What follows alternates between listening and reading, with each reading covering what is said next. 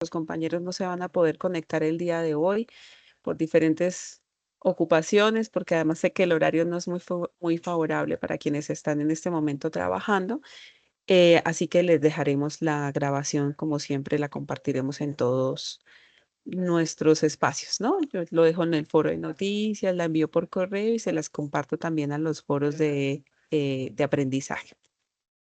Bueno, me alegra tenerles aquí en este espacio. La idea, como siempre en todas estas webconferencias, es que podamos conversar. Acuérdense que estos son espacios sincrónicos. La idea es que vayamos revisando el contenido de algunos postulados y revisiones teóricas, miremos también la actividad y que a partir de ello pues generemos un diálogo sobre las dudas, las inquietudes, sus aportes, sus opiniones, lo que piensan al respecto, aprendizajes, etcétera, etcétera. Entonces, recordemos que estos espacios de webconferencia son espacios sincrónicos donde podemos interactuar y aclaramos las dudas que tengamos, ¿no? Esa es como la intención. Entonces, bueno, la idea del día de hoy es que primero hagamos una revisión de fundamentos conceptuales, aclarar como algunos conceptos, de pronto algunos de los contenidos que están en las lecturas, y lo vamos a hacer en dos temas centrales. Primero, mirar esto de la participación y la salud mental, y después de ello, mirar estos diagnósticos en salud mental comunitaria. Cuando terminemos esa fundamentación, entonces nos vamos a revisar la actividad de esta fase, de la fase 3, para mirar en qué estamos, qué dudas tenemos y articulamos también con parte de las herramientas que vamos a revisar el día de hoy. ¿Listo? Bueno, ya saben que abrimos micrófono para quienes deseen participar. Si quieren, tienen alguna intervención, alguna inquietud o algo que decir, levantan la mano y abrimos el micrófono para que las personas puedan darnos sus opiniones. Bueno, entonces entrando en materia, vamos a mirar estos fundamentos de lo que es la participación y la salud mental, porque para nosotros es clave la participación. Recordemos que cuando nosotros hablamos, nos ubicamos en contextos de salud mental comunitaria, no estamos pensando en que las personas sean pasivas, ¿no? Que las personas sean como receptoras de los tratamientos, las intervenciones que reciben en función de su salud, sino por el contrario, las estamos considerando en esta mirada, en este enfoque, que la participación es un elemento central y fundamental dentro de la misma noción de la salud e incluso es un proceso que puede impactar estos estados de bienestar y de salud mental. Entonces, cuando nos ubicamos en la mirada de la salud mental comunitaria, con mayor razón, la participación tiene mucho sentido. Por eso los diagnósticos y cuando nosotros establecimos la guía de actividades para esta fase, estamos hablando de uso de herramientas de diagnóstico participativo, porque tiene una función especial y particular que genera un efecto también particular dentro de esta noción de la salud mental comunitaria y ya lo vamos a mirar. Entonces, bueno, vamos a mirar un poco como esa fundamentación y cuál es la importancia que tiene la participación para la salud mental comunitaria. Partimos entonces de la identificación eh, de que los seres humanos somos seres sociales por naturaleza, eso lo sabemos, es una de nuestras características. Nosotros no somos seres aislados, nosotros al contrario necesitamos formarnos y sentirnos bien a partir de la interacción. Necesitamos la interacción con el medio para desarrollarnos, para avanzar, para crecer y en general para sobrevivir, ¿no? De manera aislada o en solitario nosotros no lo podemos hacer, no podemos desarrollarnos. Y además de ello, porque nosotros también utilizamos o tenemos un canal importante en esa interacción que es la comunicación y tenemos esa capacidad de comunicación que nos permite, y qué pena que tenemos aquí arreglos, que nos permite formarnos, ¿no?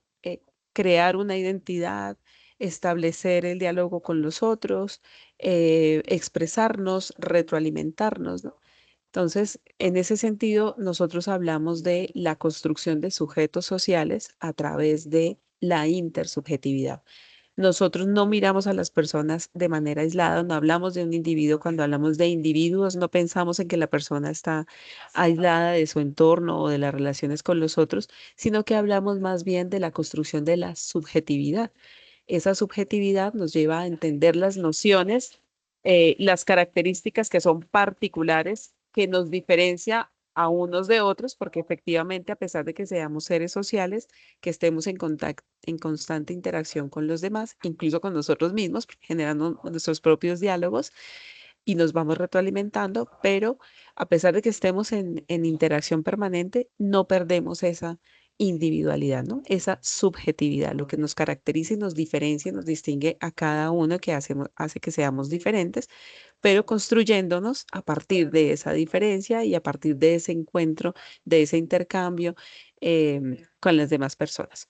En esa medida, entonces, digamos que reconocemos, por un lado, esa subjetividad que se construye en la interacción con los demás, y a partir de eso somos capaces de construir también la colectividad.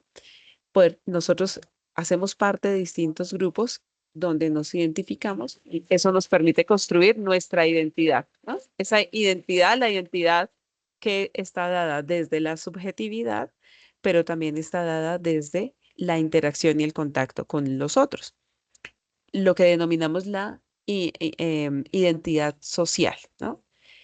Y esa identidad social está constituida por esas múltiples experiencias que tenemos a lo largo de nuestras vidas con distintos grupos, y donde compartimos parte de lo que somos, pero también parte de lo que como colectivo hemos construido, ¿no? Entonces tenemos una construcción social que también nos ayuda a definirnos en esa individualidad, en esa subjetividad, y a partir de esa interacción, de ese ser que es un sujeto social. Entonces, por eso ustedes en la grafiquita observan como ese triángulo de esos tres ejes estratégicos específicos que nos define a nosotros en nuestra naturaleza.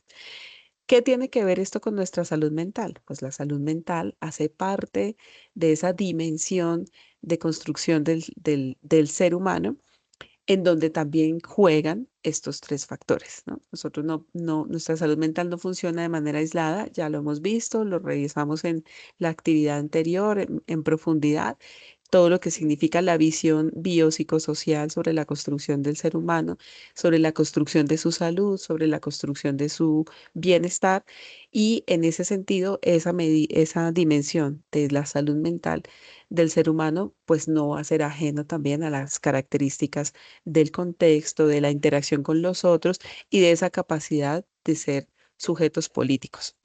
Cuando nosotros hablamos de sujetos políticos, nos referimos a la capacidad que tenemos todas las personas de transformar, de incidir en el medio ambiente y de construir nuestro entorno de acuerdo pues como a los intereses, ¿no? Es una capacidad de incidencia que tiene el ser humano para incidir, para transformar, perdón, para transformar y para promover cambios sociales. ¿En función de qué? En función de su bienestar, en función de sentirnos mejor.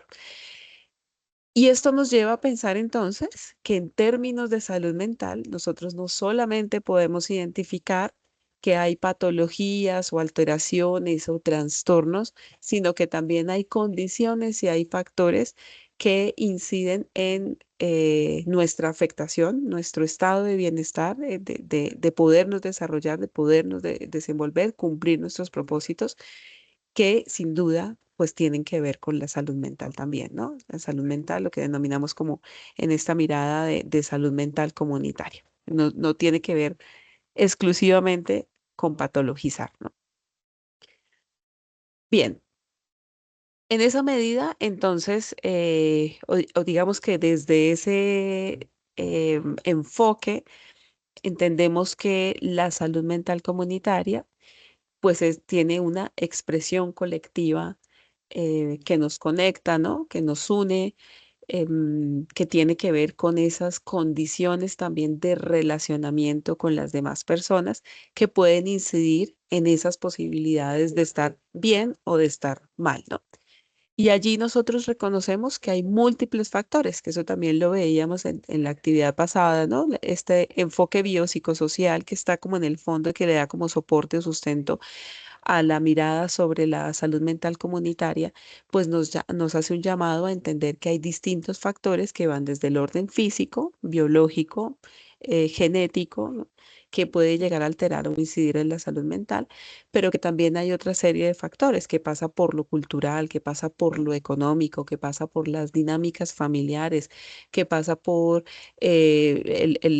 condiciones socioeconómicas, no solamente por el nivel de ingresos, sino también por los lugares donde estamos, ¿no? Con quienes nos relacionamos, que pasa también por factores personales, cómo identificamos nuestras experiencias subjetivas, ¿no? La manera como las entendemos, cómo las interpretamos, cómo interactuamos. Entonces, la expresión de la salud mental, pues se vuelve una sumatoria de todos estos factores que de alguna u otra manera van incidiendo en esas expresiones de salud mental y eso nos hace pensar en que hay múltiples factores que pueden llegar a alterarla, ¿no? En esta mm, apuesta interseccional por determinar que no solamente hay un factor que genera condición de alteración en nuestra salud mental, sino que pueden haber múltiples factores y que adicionalmente cuando ellos se cruzan, pues generan alteraciones en la salud mental comunitaria. Me explico. Es muy diferente que nosotros sabemos que en general el sistema de salud en Colombia funciona muy a medias, ¿no? Y que en ese sistema de salud, el tema el capítulo especial para la salud mental, pues es bastante quedado, ¿no? No da respuesta a las demandas que nosotros tenemos, ¿no? Entonces, si tenemos un proceso psicológico, ya sabemos que por la EPS es un camello buscar las citas, que no nos van a dar la cantidad de citas que necesitamos, sino que nos van limitando. Imagínense que eso es muy difícil para cada uno de nosotros, que de pronto la mayoría de nosotros vivimos en cascos urbanos y se dificulta porque no tenemos profesional, porque nuestra EPS no responde a tiempo, porque no hay un psicólogo o psicóloga de tiempo completo porque los contratan cada mes, ¿no? Porque empiezo un proceso con uno y cuando me van a seguir en la autorización en las siguientes sesiones ya hay otro. Bueno, digamos que si nosotros enfrentamos esa serie de situaciones viviendo en algunas condiciones, como por ejemplo estar en los cascos urbanos, imagínense las personas que están en los contextos rurales, ¿m? Que primero no tienen acceso a la salud en general, mucho menos a la salud mental, y segundo, culturalmente es más difícil para ellos entender la importancia de ir a un psicólogo sin sentirse que están locos, ¿no? O sin sentir que por el hecho de ir al psicólogo es porque tienen una alteración muy grave y a veces muchas personas, si nos pasa acá, nos pasa también allá, pues imagínense personas con otros referentes culturales lo que pueden llegar a pensar, ¿no? No acudimos al servicio de salud mental pues porque creemos que eso es incurable, ¿no? O porque creemos que eso es solamente para los locos, o porque el tema de la salud mental está más asociado de pronto a una intervención que hace un sacerdote que puede ser mucho más efectivo que un psicólogo, ¿no? Lo digo en términos de lo que la gente tiene en sus imaginarios.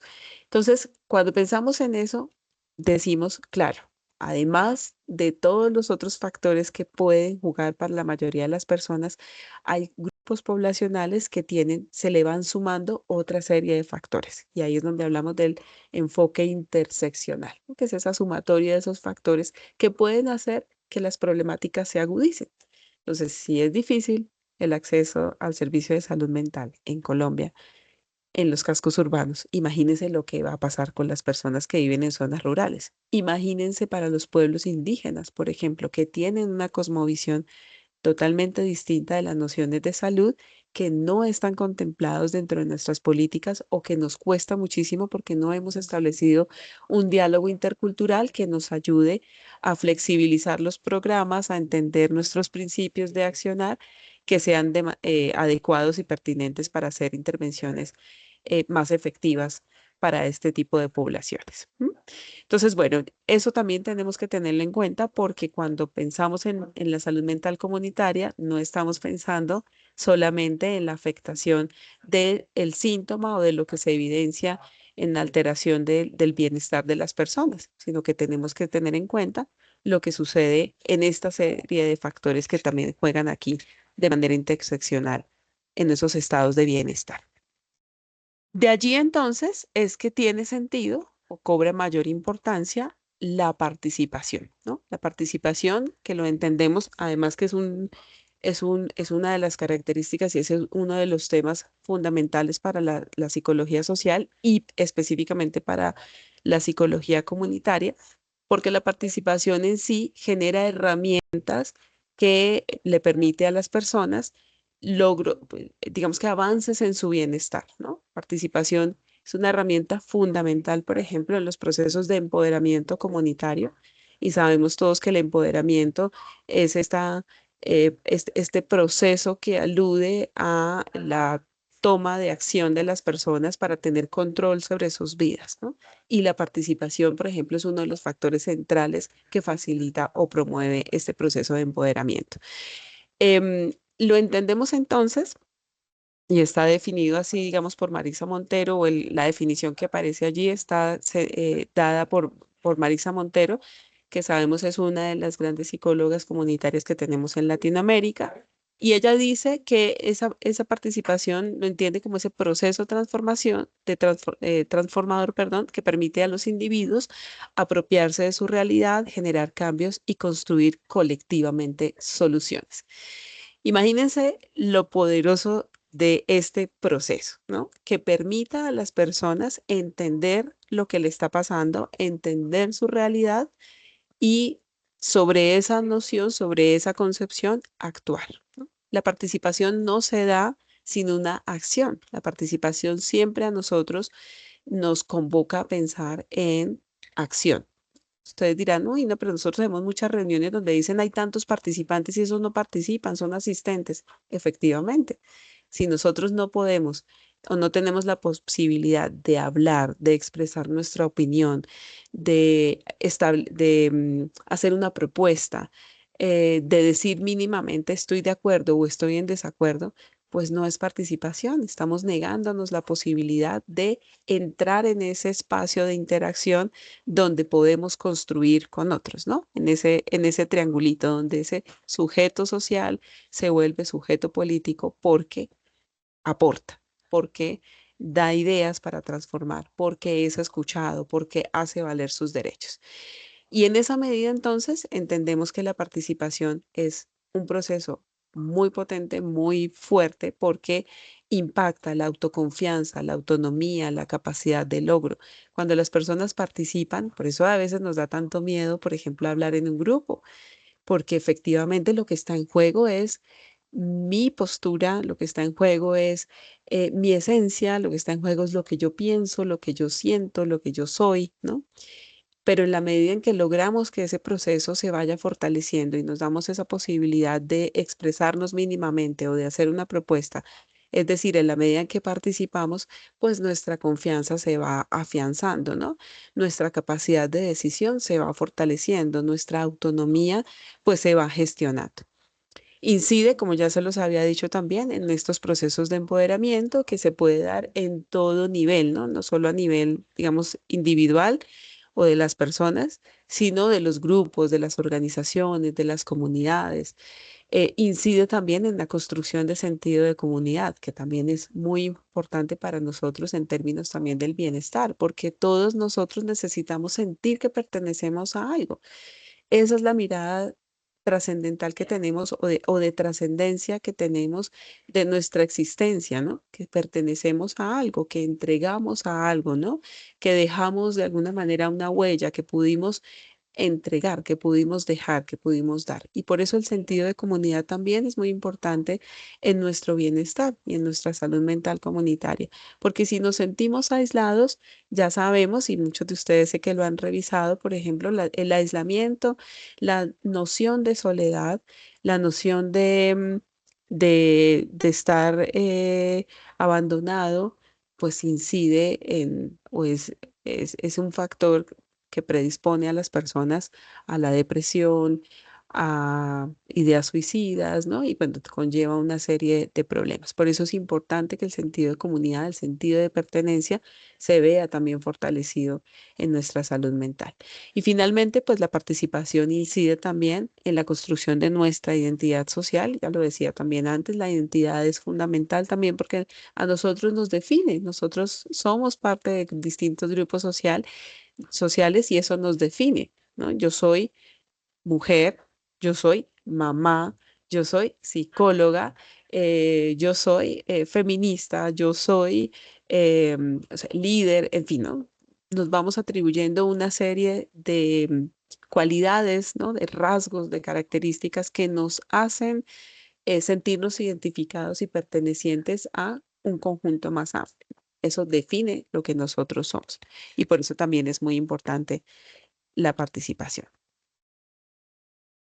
Y hablando de participación, entonces quisiera saber si alguno tiene alguna duda, alguna pregunta hasta el momento o algún aporte. Daniel, te escuchamos. Y hola, buen día, tutora y compañeros y Buenos días, compañeras. Daniel.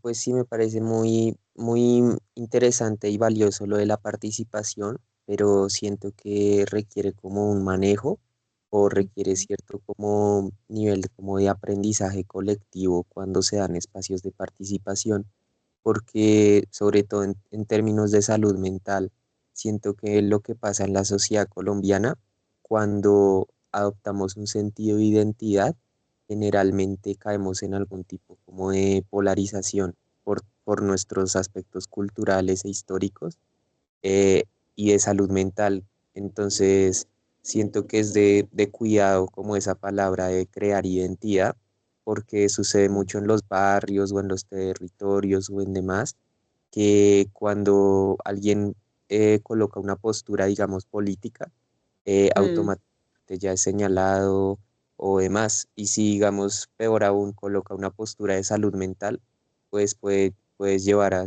el estigma que acarrea eso, ¿no? Entonces, si yo en una discusión del barrio yo digo, no, es que yo tengo esquizofrenia y pertenezco a la población vulnerable de esquizofrenia, lastimosamente, claro, más que crear como un sentido de unidad y de compañerismo y pertenencia, lo que va a generar es como una estigmatización. estigmatización producto de mucha ignorancia. Entonces es Ujú, como eso, o sea, la identidad puede ser como un arma de doble filo, pues no arma no ujú. presión, pero sí puede ser algo que puede generar también problemas. De acuerdo. Muchas gracias, Daniel.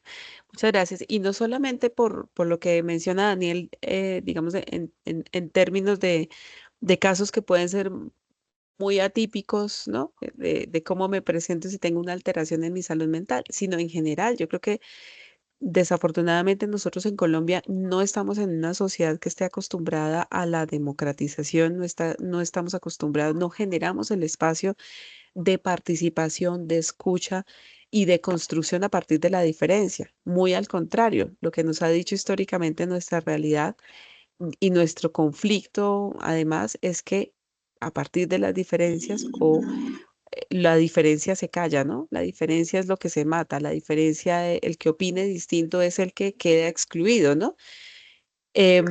Y eso nos lleva a que en muchos espacios y de muchas maneras prefiramos estar callados o prefiramos tomar la decisión de no hablar, ¿no? No participar, no mezclarme. Y eso es lo que nos lleva a que nuestra sociedad cada vez sea más individualizada, ¿no?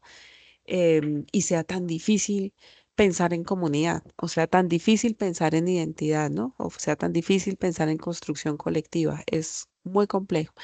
Pero lo que dice Daniel, lo que decía Daniel también al inicio, em, la participación o debemos tener herramientas para promoverla, ¿no? Y también, pues, con una intención clara o con un principio claro más bien de lo que queremos lograr con la participación.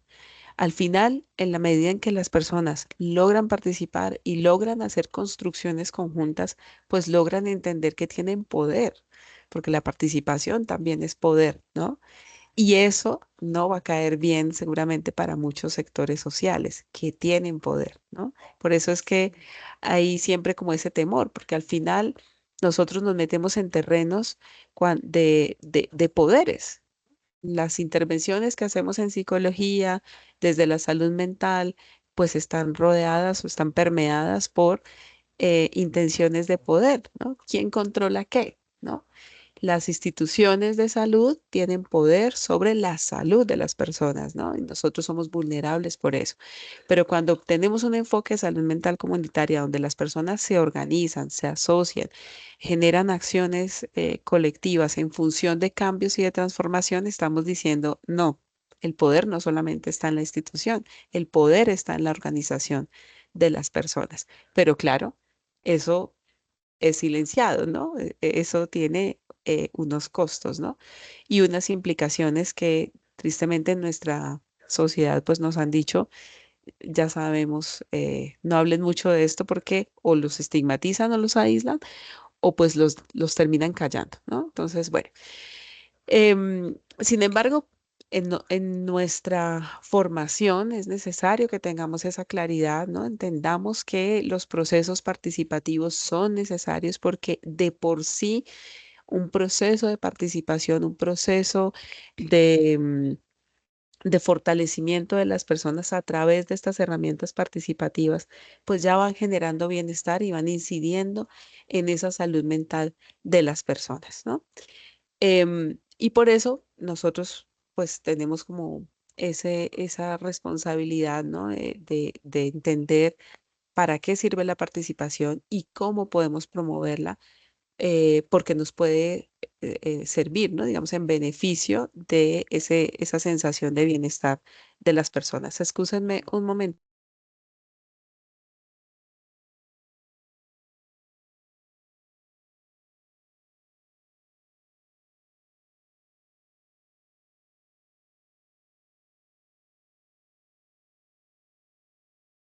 Listo. Excúsenme por ese pequeñito espacio. Bueno, entonces, pensando en eso, nosotros promovemos o tenemos algunas acciones, conocemos herramientas. Yo estoy segura que muchos de ustedes ya han utilizado, incluso ya han hecho uso de herramientas que promueven la participación y que en términos de la salud mental o en estos ámbitos, en estas visiones de posibilidad de bienestar, de salud mental para las personas, son muy valiosas y necesitamos em, saber cómo implementarlas en función de esto, ¿no? De mejorar esos estados de salud mental, esos estados de bienestar para las personas. Y tenemos varias acciones, ¿no? Por un lado tenemos las herramientas, que es el instrumento en sí, pero también tenemos acciones que se pueden promover. Entonces, una de ellas, por ejemplo, lo que tiene que ver con la autoorganización y la organización, ¿no? Pensando en reconocimiento de las personas, pensando en identificación de roles, qué rol juega cada persona en una organización, pensando en cómo se pueden promover acciones en conjunto, cuáles son las metas, ¿no? Eso permite pues la participación de las personas. Lógicamente, la injerencia en la toma de decisiones que es fundamental, ¿no? En la medida en que nosotros logramos incluir a la gente en la toma de decisiones, escuchando su opinión, escuchando sus propuestas, sometiendo a votación la propuesta, ¿no? Haciendo como estas acciones sencillas de pautas de cómo debemos proceder en la toma de decisiones, pues logramos que las personas sean reconocidas, sean escuchadas y eso incide directamente en su autoconfianza, en su autoestima, pero además de eso nos ayuda a buscar soluciones concertadas, ¿no? La creación de espacios comunitarios es valiosísimo e importante para nosotros. Todo lo que significa el trabajo con grupos, promoción de dinámicas grupales, promoción de liderazgo, promoción de trabajo en equipo, todo lo que suene como a poder agruparnos y ponernos de acuerdo, generar estrategias, luchar por un fin común y las dinámicas que eso acarrea, ¿no? Que eso lleva implícito, ¿no? Para entender las necesidades de las personas y para buscar alternativas, ¿no? Tenemos también la formación y el conocimiento en términos de derecho, ¿no? Que también es una de las acciones que está en que es de nuestra competencia, ¿no? Entender que las personas somos personas que tenemos esta capacidad de construcción de ciudadanía. Nosotros no solamente somos personas que estamos en una sociedad, sino que también somos ciudadanos. Y eso nos ubica en un escenario en donde estamos cubiertos, ¿no?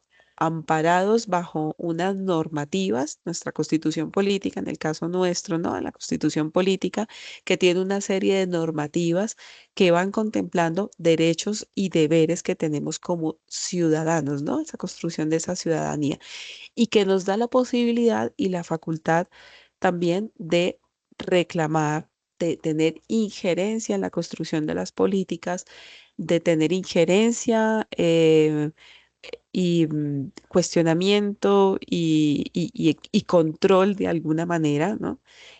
Sobre las instituciones, ¿no? Sobre las instituciones que rigen pues estas normativas en el país, que son instituciones, instancias de toma de decisiones también, ¿no? Entonces, bueno, por eso es importante que siempre estemos formándonos en términos de derechos, ¿no? ¿Cuáles son nuestros derechos? Conocer cuáles son las garantías que se nos ofrecen pues en nuestro país, en nuestros municipios, ¿no? ¿Por qué se crea una institución? ¿Por qué se crea un comité? ¿Por qué se crea un escenario específico, ¿no? ¿A qué derecho tenemos nosotros? La promoción, por lo tanto, pues, de estos derechos y de la autonomía, ¿no? De ejercer a partir de una conciencia crítica, ejercer ese derecho que lógicamente también me va a dar autonomía. Y sin duda, pues todas las acciones que tienen que ver con incidencia en políticas, ¿no? Y en las dinámicas sociales finalmente, que nosotros no somos los que hacemos las políticas, no, pero sí somos los que las implementamos y somos los que tenemos la capacidad de tener injerencia en la forma como, en la orientación y en la forma como se implementan esas políticas. Bien.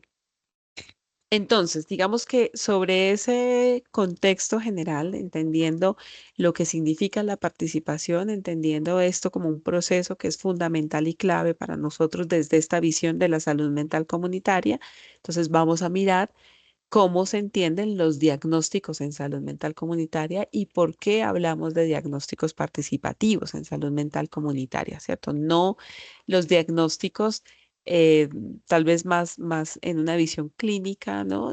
Tiene estos síntomas, a, B, C, D, por lo tanto tiene esto, ¿no? Sino se complejiza un poco más la mirada sobre la salud mental comunitaria y sobre la manera como se hacen los diagnósticos a partir de estas miradas, ¿no? Entonces, por un lado, estos diagnósticos tienen un enfoque participativo y por eso la importancia de entender qué significa ese proceso, cómo se puede implementar y cuáles son las implicaciones que tienen su uso dentro de la salud mental comunitaria, ¿no? Significa, el enfoque participativo significa que no es un proceso que está dirigido exclusivamente por profesionales de la salud.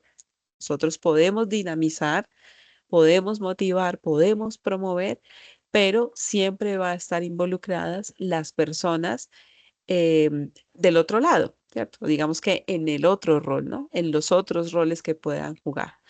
Mm, y eso significa que nos ponemos en una postura de apertura, ¿no? No de yo tengo el saber, yo aplico este test y yo soy la que determina al final cuál es el diagnóstico que tiene la persona. No, aquí nos interesa escuchar cuál es la, el significado, el sentido que tiene para la persona ese malestar y cómo puede afectar en general pues a todas las personas, ¿no? Al contexto. Bueno, esto implica entonces pues que pensemos pues en una labor de promoción de salud, ¿no? Y en la labor que tienen las personas de la salud, los profesionales, nosotros como especialistas, en ese diagnóstico, más pensando en la promoción de la salud, no pensando en que vamos a hacer el diagnóstico porque yo soy el experto, sino más bien pensando en que el diagnóstico mismo, con un enfoque participativo,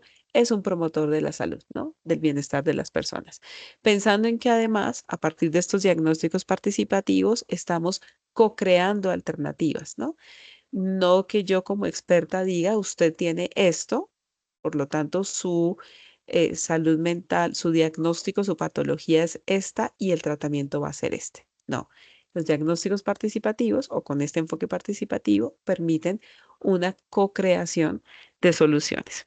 Y por supuesto, pues la prevención de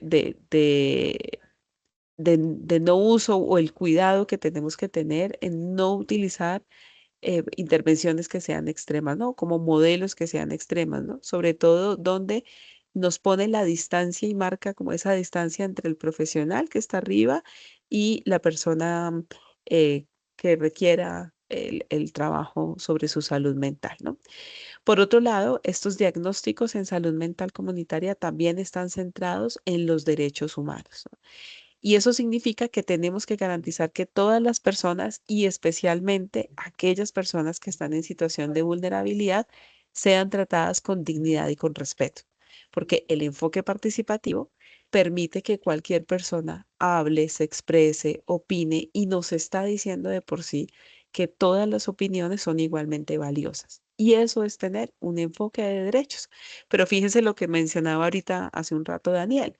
Una persona que tenga una patología diagnosticada, ¿no? Como una esquizofrenia, claro, opina y dice, la gente no le cree, ¿no? ¿Pero por qué? Porque estamos pensando que esa persona ya está minimizada, que no es una persona como nosotros, que no es una persona que está al nivel nuestro, porque tiene una patología. Y eso nos pasa con patologías como nos pasa con también otras características, otros factores de los que mencionábamos hace un rato, ¿no? Creemos que las personas o sea, indígenas, porque viven en condiciones de pobreza, no son igualmente inteligentes a nosotros, porque no han tenido las mismas oportunidades de estudio.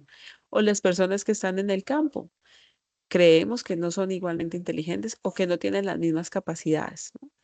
Este enfoque a nosotros nos está diciendo, ojo, todas las personas somos iguales, todas, absolutamente todas, y tenemos derecho y además de eso exigimos que seamos tratadas o tenemos que tratarlas, ¿no? Nosotros como un principio de nuestra actuación como especialistas en salud mental comunitaria, tenemos el deber de tratar a todas por igual. El enfoque participativo.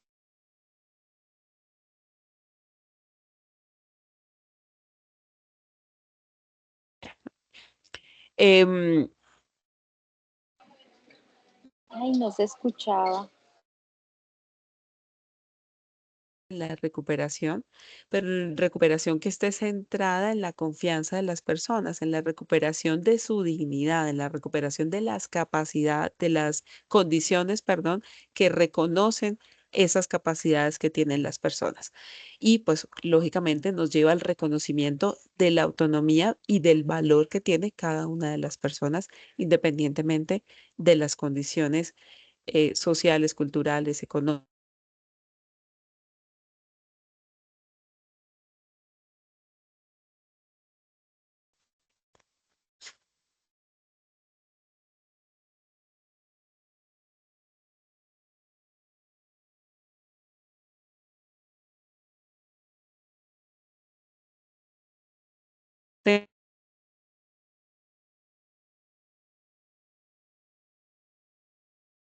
No se escucha, profe. No.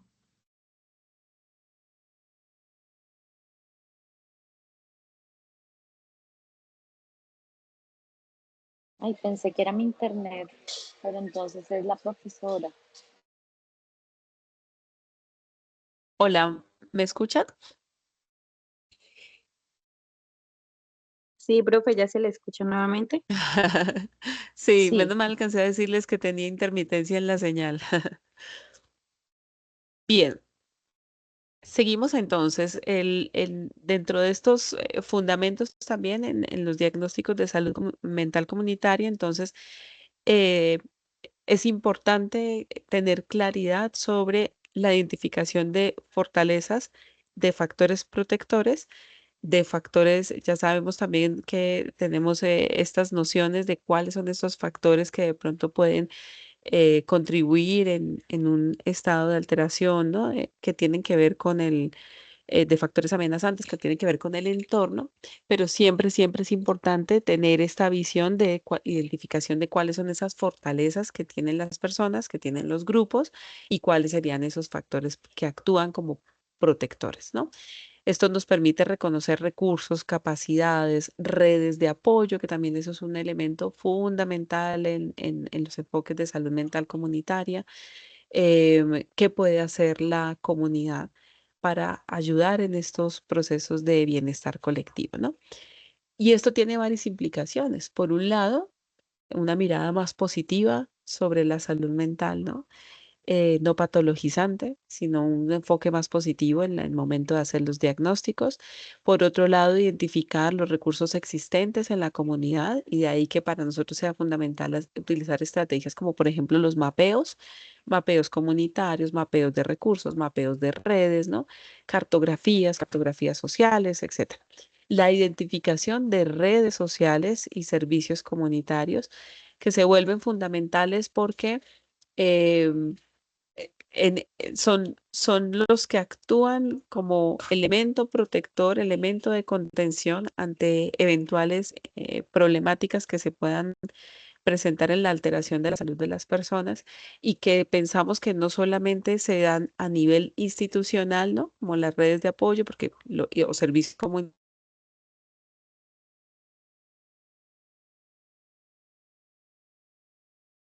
Se fue otra vez la señal, doctora.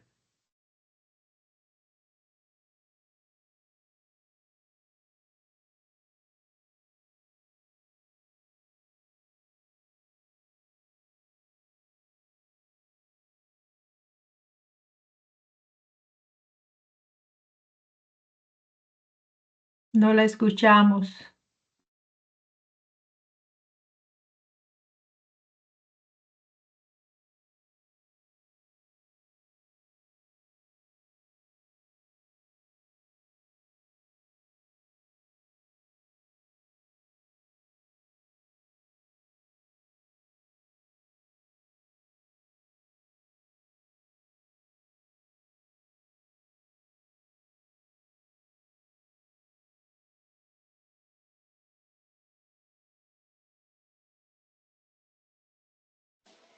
No, no se escucha.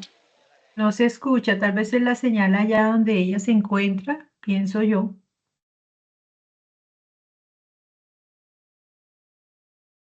Hola, volví, me sacó la Seguramente. señal. Ah, Me sacó la vale. señal. Qué pena con ustedes. Menos mal seguimos en grabación. Sí, todavía estamos grabando. Bueno, qué pena con ustedes. Tenemos como problemas aquí en el centro con la señal. Por eso es intermitente, pero igual yo sigo acá. Ya les comparto nuevamente la presentación y seguimos aquí en la webconferencia. Ya.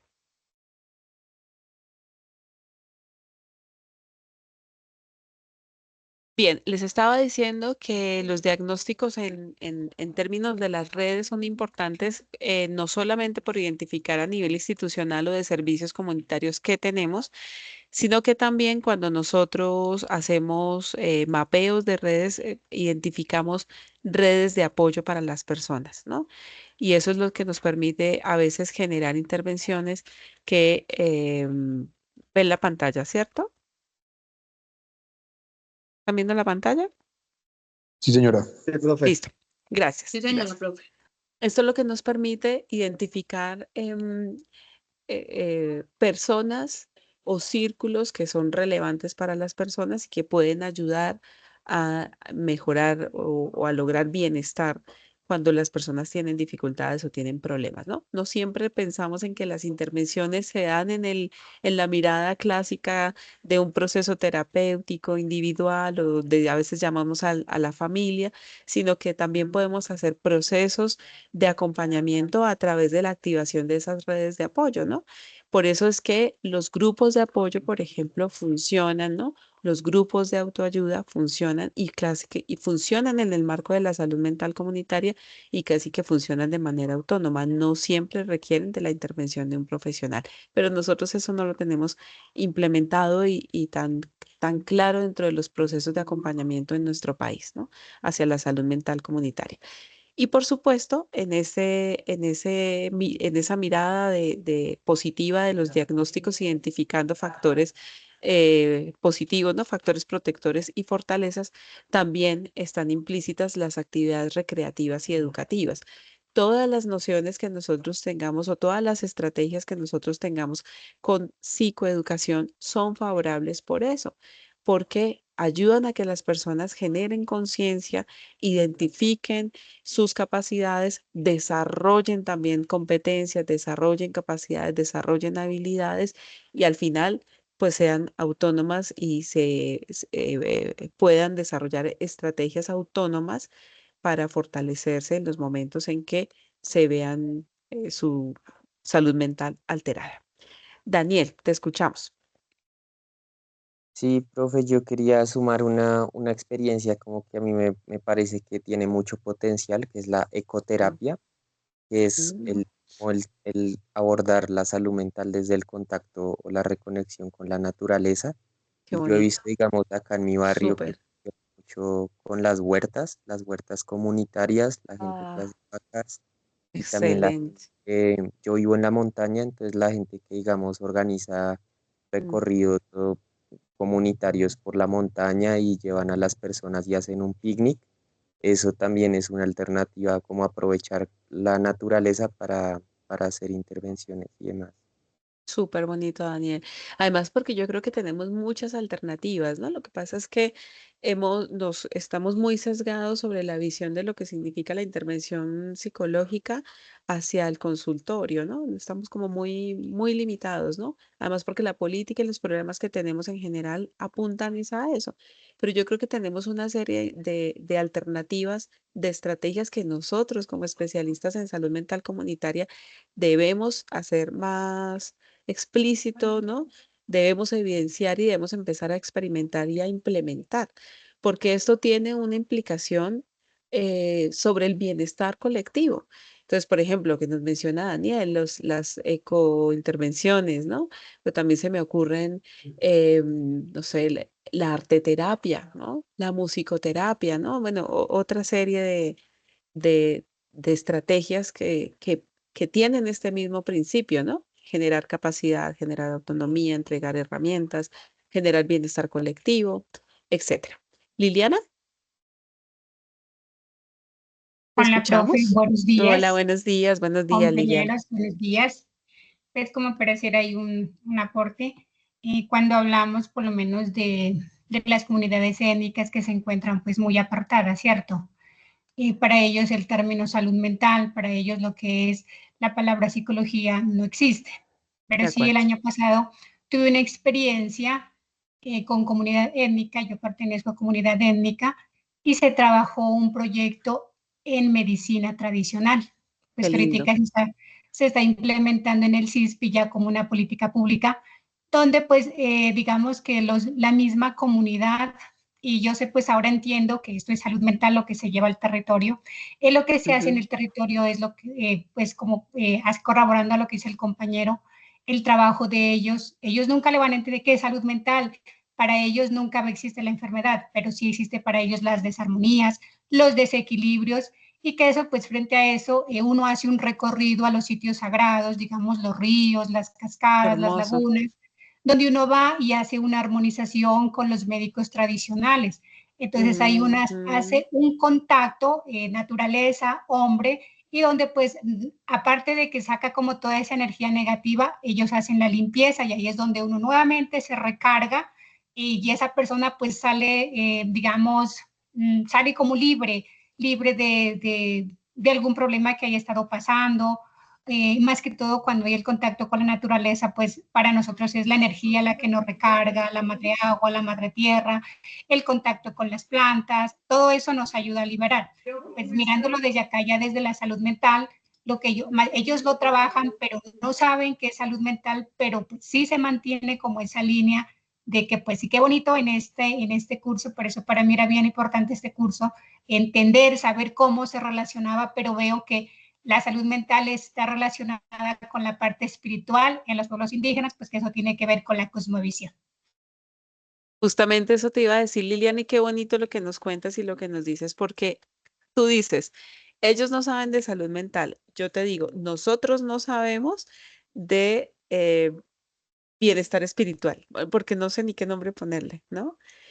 Así Y es fíjese, correcto. Ajá, y fíjense la importancia que tiene, claro, es que esta perspectiva nos abre una posibilidad enorme de pensarnos y de replantear y de resignificar lo que es la salud mental en sí mismo. Claro, nosotros desde lo que conocemos es pues nuestra disciplina, lo que nos ha dicho la psicología, ¿no?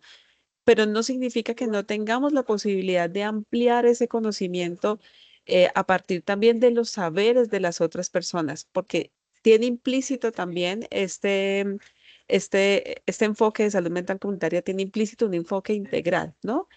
Que no se limita solamente, lo que está allí contemplado, ¿no? No se limita solamente a pensar desde la mirada clínica, sino de abrirnos a otras perspectivas y a otras formas, entendiendo cómo funciona la dinámica cultural, ¿no? Los principios culturales, lo que está implícito, por ejemplo, en las cosmogonías de los pueblos indígenas que tienen un montón de sabiduría que nosotros no hemos accedido a ella todavía porque estamos sesgados desde nuestra disciplina y desde nuestro saber, que es el saber hegemónico, ¿no? El saber académico, el saber disciplinar, es el saber dominante en nuestra sociedad. Pero hay otros saberes que no pasan por la academia y que no significa que no funcionen. Por eso la importancia también de los diálogos interculturales, que los tenemos implícitos también incluso en las políticas de nuestro país, porque reconocemos que Colombia es un país multicultural, multiétnico, y eso nos tiene que llevar a ubicarnos en un diálogo interdisciplinar, intercultural, perdón, que al final nos habla esos diálogos interdisciplinares, ¿no? Esos diálogos intersaberes, ¿no?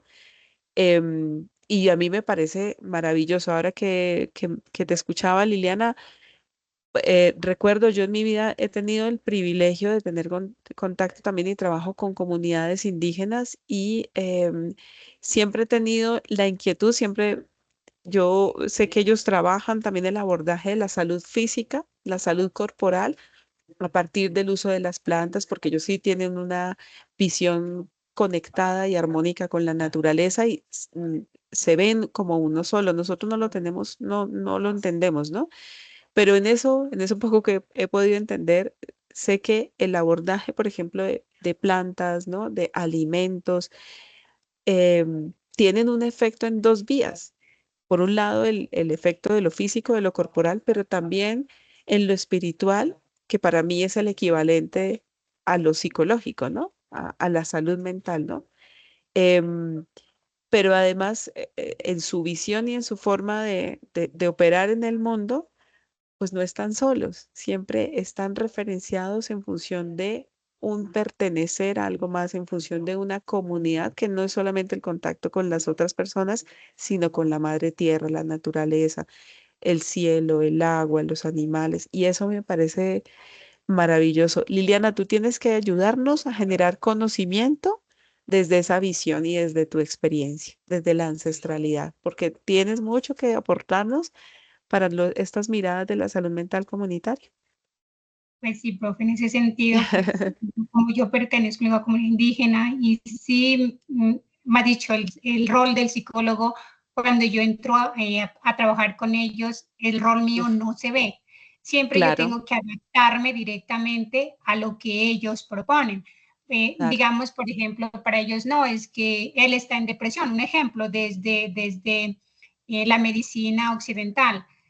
Para ellos es el diagnóstico, tiene un cuadro depresivo, pero ya para la parte de la medicina tradicional dicen, no, lo que pasa es que él tiene un espíritu y ese espíritu claro, hay que sacarlo. ¿Y cómo se lo va a sacar? Hay que hacerle un ritual, hay que hacerle una limpieza por 3, 4 días. Pero eso también depende mucho de la fe que esa persona tenga, tanto la claro, persona que hace la ritualidad como la persona que va a recibir el servicio. Entonces eso siempre va como entrelazado, las dos. Tiene que haber mucha fe y por eso pues yo ahí me sé acordar en psicología cuando hablábamos de Abraham Maslow, creo que es el padre del positivismo. Entonces siento que acá tiene que ver mucho como esa teoría de la parte de la fe. Tiene que haber mucha fe para que la medicina tradicional como tal entre a hacer efecto y más que todo como las creencias de los mayores que han ido sembrando, eso ha ido trascendiendo.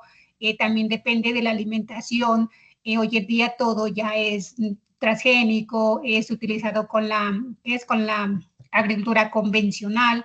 Y anteriormente, pues a nosotros nos han enseñado, no lo puedo decir lo que dice el compañero, la huerta, nosotros le llamamos la chagra, que es como en lengua materna ya para nosotros, donde nosotros ahí hacemos también terapia prácticamente desde la psicología, porque sembramos nuestras matas, tenemos el contacto con la tierra y todo eso es liberación. Entonces, pues cada vez como que más feliz con esta especialización, porque creo pues que me está abriendo otras cosas las cuales pues yo desconocía y que estoy muy relacionada o está muy relacionado esto con la parte pues espiritual desde la parte indígena en lo que tiene que ver con la medicina tradicional y pues es la psicología, toda la parte espiritual está relacionada a la psicología. Tú tienes que ser el enlace, el puente de entendimiento entre esa sabiduría y la sabiduría de nuestra disciplina. Entonces, por eso, Liliana, ahí el enfoque, esta mirada de la especialización te permite eso, ¿no?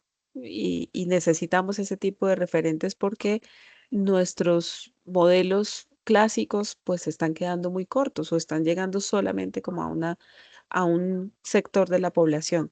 Pero en términos de poder abordar bienestar, salud mental, calidad de vida, yo creo que nos estamos quedando muy cortos. Entonces, bueno, por eso Sí, la razón de ser de esta... Ajá, otra cosa que también me llama mucho la atención, ¿no? Yo digo salud mental, pues leyendo el material de estudio que pues estoy recorriendo en este semestre, digámoslo así, y es como tan particular, o no sé, se puede decir, que yo encontraba, creo que es Sócrates, no, Hipócrates creo que es, donde él nos habla de los 4 elementos fundamentales, que es el agua, la tierra, el aire y el fuego. Y nosotros desde la mirada de la medicina tradicional, nosotros siempre manejamos esos 4 elementos que son fundamentales. Entonces yo miro que eso no es de ahorita, eso viene desde años tras años y que pues ahorita que todo lo de la medicina tradicional se trabaja bajo esos 4 elementos, pues que para nosotros son fundamentales y que ya vienen de historia, pues ya han pasado y me ha dicho sigue trascendiendo, sino que en el momento pues ya lo vamos como adaptando a las nuevas generaciones, exactamente, no, pero ahorita por lo menos en lo que es el programa no, lo que es la política del CISPI, que es lo de salud en medicina tradicional, ya se está trabajando esa parte. En el Cauca ya están mucho con los laboratorios de medicina ancestral, con las matas, todo lo que tiene que ver.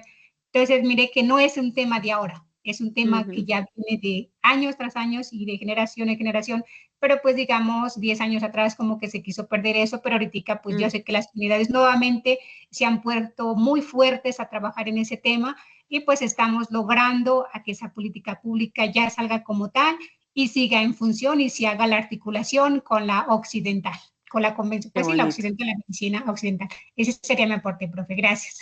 Gracias a ti, Liliana. Muy bonito. Yo vi otra manita levantada, ya no la veo. No sé si alguien más quiere intervenir. Marta. Te escuchamos, Marta. Bueno, de eso, hay un autor, no sé si era Charles Taylor, creo que habla de los procesos de identificación. Eso es lo que debemos hacer nosotros, y no solamente en psicología, sino con las comunidades, ¿no? Lo que decía nuestra compañera Liliana, lo que dice Daniel, es identificarnos y ayudarnos con el otro, o sea, la cultura del otro, el proceso del otro.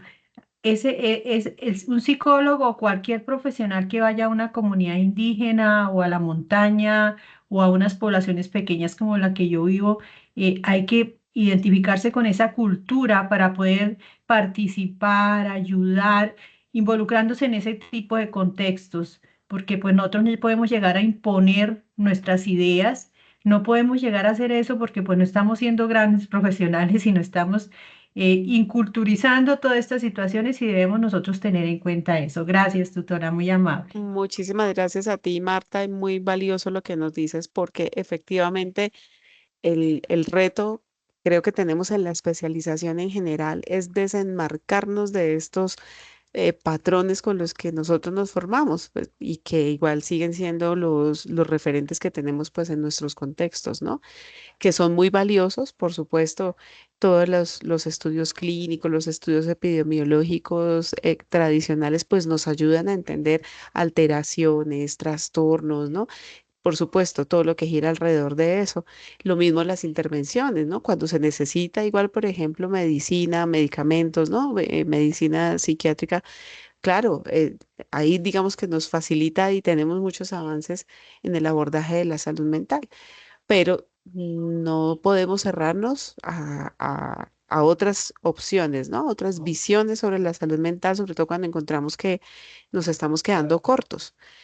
Y yo creo que ese es el reto que tenemos con la especialización, ¿no? De poder entender que la perspectiva de la salud mental comunitaria nos abre el panorama en términos de comprender la salud mental y también de hacer intervención y acompañamiento en procura del bienestar de las personas. Te escuchamos, Luis. Henry, te escuchamos. Buenos días, tutora, compañeros. Buenos Sí, días. muy importante las apreciaciones que hacen los compañeros. Yo he tenido la oportunidad de compartir en trabajo con Cultura Sicuane y Piapoco, ¿no? Eh, Nosotros normalmente hacemos el estudio del subsuelo para ver si hay gas o petróleo, algo que se llama sísmica. Hemos tenido la oportunidad de estar en el Bichá, en el Putumayo, en la Caucana, por muchas partes. ¿Cuál es la filosofía pues, de la empresa sí, de la parte staff? Nosotros, ante todo, es el respeto de las creencias, las religiones y todo lo que reina dentro de la comunidad que nosotros abordamos. ¿Qué pasa con la empresa? La empresa a veces alcanzamos a hacer 1.200, 1.400 empleados en ciertos sectores. Entonces es bastante amplio la interdisciplinaridad que hay, porque allá hay ingenieros, hay ingenieros ambientales, ingenieros químicos, el enfoque también en sociales, hay psicólogos, trabajadoras sociales y se socializa, valga la redundancia, con las comunidades. La última vez que estuvimos acá por los lados de Jacopí, que eso queda entre Cundinamarca y Boyacá. Eran 21 veredas y vereda por vereda se socializa a la comunidad qué intervención se le va a hacer, eh, las políticas de la empresa. Una de las que más se recalca es la política de responsabilidad social, ¿no? Que es donde se habla del respeto hacia sus creencias, hacia su cultura, también a su creencia religiosa. Hay partes donde trabajar un jueves o un viernes santo es igual que trabajar un lunes de junio o cualquier día. Hay en otras culturas que el jueves y el viernes santo, mirándolo desde la creencia católica o cristiana, son días sagrados que prácticamente en ciertas partes no se puede mover ni una cuchara. Entonces, toda esta cuestión, hablando lo que decía el compañero Daniel, la compañera, se me escapa ahorita el nombre, pasa a ser algo interdisciplinar, ¿no? Porque nosotros compartimos nuestros conocimientos con los conocimientos ancestrales de ellos, que aportan mucho, y desde toda la historia, lo primero que hubo fue la medicina tradicional, que ahorita pues nos hemos basado al método científico y se han hecho diferentes estudios para tratar de mejorar o de sí, pero también existe lo de la toma del yagé. No sé si su merced haya escuchado sobre esto, que había un compañero que ya es chamán, entonces ya usa su plumaje y su vestimenta. Yo nunca me arriesgué a tomar eso porque las experiencias que contaban los que lo tomaron es que eso ven cosas, hay otros que salen corriendo, bueno, en fin, todo este tipo de situaciones son las que uno ha vivido y es muy bonito tratar de recopilar y ir de la mano con las culturas existentes. Nadie tiene la absoluta verdad en ningún tema. Ese era mi aporte, profe. Mm. Muchísimas gracias, Henry. Tienes toda la razón. Es un diálogo, creo que nos reta siempre a estar pendiente del diálogo interdisciplinar que nos cuesta muchísimo, pero además del diálogo intercultural. Entonces, complejo, porque tenemos las creencias que nosotros tenemos culturales están muy arraigadas y son las que marcan nuestra forma como actuamos, ¿no? Y bueno, hay un reto ahí implícito para nosotros mismos. Daniel. Hola, sí, tutora y compañeros y compañeras, pues maravilloso todo lo que están diciendo, me parece precioso. Eh, en una lectura que nos pasaron de otra clase hablaban como de la importancia como de capacitarnos, y en ese sentido siento que es súper importante aprender de todo lo más que podamos, pero con mucho profesionalismo, pues como de trabajadores de la salud mental, porque digamos, para poner un ejemplo, o sea, yo siento que todas estas visiones son válidas y todos desde el discurso occidental, pues europeo, blanco, la ciencia médica, la clínica y también lo tradicional de acá, pues de nuestros pueblos originarios, son igual de importantes y valiosos. Entonces es como, digamos, un ejemplo que puede pasar es que, digamos, una persona tuvo esquizofrenia y tuvo un evento psicótico, un brote psicótico. Entonces, esas personas, acorde a la clínica occidental, pues ya está como comprobado que una persona que tiene estas alucinaciones, pues no puede tener alucinaciones. O sea, si esa persona llega a consumir algún tipo de hongo o de químico o de LSD o incluso plantas que son buenas, pero pues que pueden afectar como el yagé, pues puede tener, o sea, se puede enloquecer totalmente. Pues eso dicen los estudios, ¿no? Como químicos y que hacen.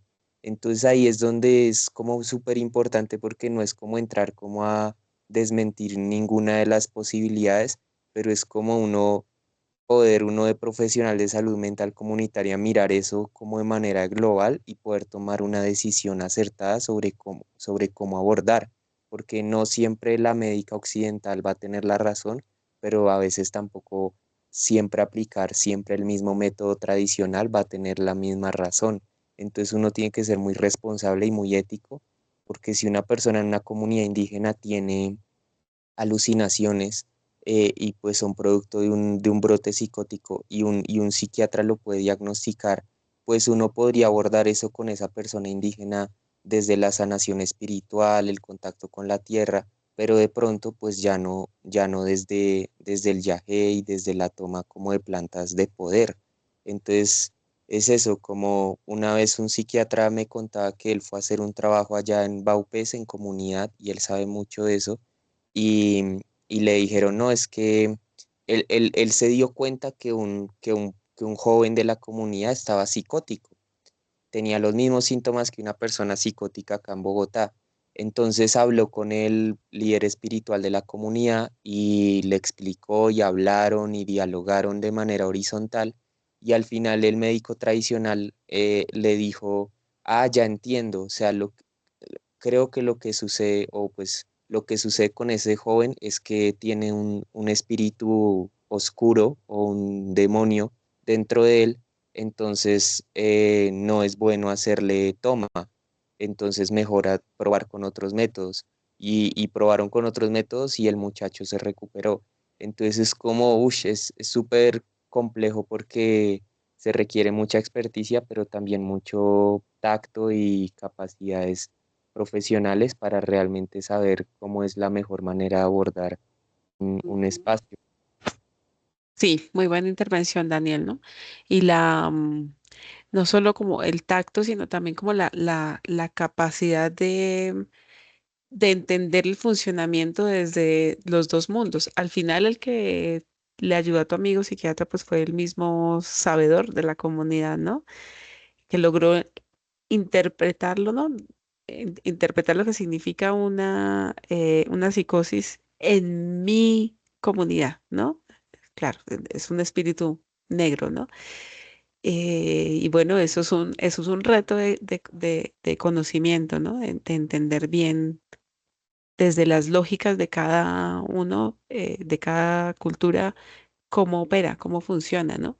Estaba pensando ahora también, no sé, que las personas que pueden tener alucinaciones en nuestro contexto, pues claro, están patologizadas, etcétera, pero en una cultura, en un pueblo originario puede ser que sea reconocida porque ayuda a entender o a conectar el mundo espiritual con el mundo humano, ¿no? Y trae mensajes importantes, ¿no? Entonces, ahí no estaría mal la persona. Estamos mal, somos nosotros que no lo valoramos, ¿no? No lo apreciamos. Bueno, ahí están los retos, pero lo que me encanta de todo esto es que podamos generar este diálogo, esta construcción que nos hace reflexionar en el enfoque, o sea, nos lleva a posicionarnos del enfoque y a entender lo que podemos hacer en nuestro contexto, ¿no? Desde esa mirada de la psicología mental comunitaria.